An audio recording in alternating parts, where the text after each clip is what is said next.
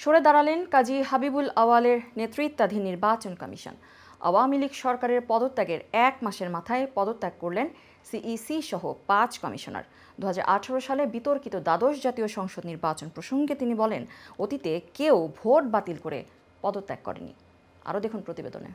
প্রতিটি সাধারণ নির্বাচন নির্দলীয় তত্ত্বাবধায়ক সরকারের অধীনে অনুষ্ঠিত হলে উদ্দেশ্য অর্জন আরও সুনিশ্চিত হতে পারে। তত্ত্বাবধায়ক সরকার অধীনে সুষ্ঠু নির্বাচন সম্ভব। সাধারণ নির্বাচন নির্দলীয় তত্ত্বাবধায়ক সরকারের অধীনে অনুষ্ঠিত হলে উদ্দেশ্য অর্জন আরও সুনিশ্চিত হতে পারে বলে জানিয়েছেন সদ্য পদত্যাগ করা প্রধান নির্বাচন কমিশনার সিএসি কাজী হাবিবুল আওয়াল। তাছাড়া সুষ্ঠু নির্বাচন অসম্ভব। তাদের করা দ্বাদশ সংসদ নির্বাচন ছিল একদলীয়। বৃহস্পতিবার 5 সেপ্টেম্বর দুপুর 12টায় সংবাদ সম্মেলনে পদত্যাগের ঘোষণা দেওয়ার আগে তিনি এই মন্তব্য করেন। বিদায়ী সিএসি বলেন, কমিশনের সদস্যরা সংবিধান মেনে দায়িত্ব পালন করে থাকেন। আমাদের কর্মকালে আমরা গণমাধ্যম প্রশাসন, আইন শৃঙ্খলা রক্ষাকারী বাহিনী, সশস্ত্র বাহিনী সহ আবশ্যক সকলের সহযোগিতা পেয়েছি। কৃতজ্ঞ চিত্তে তা স্মরণ করছি।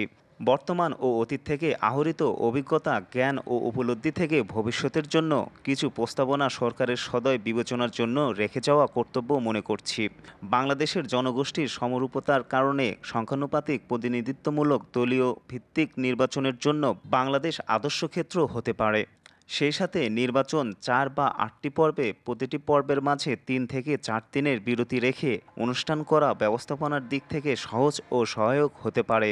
আমাদের প্রবর্তিত অনলাইনে নমিনেশন দাখিল অব্যাহত রেখে নির্বাচন প্রক্রিয়ায় প্রযুক্তির ব্যবহার অপটিমাইজ করতে পারলে উত্তম হবে। কিন্তু প্রতিটি সাধারণ।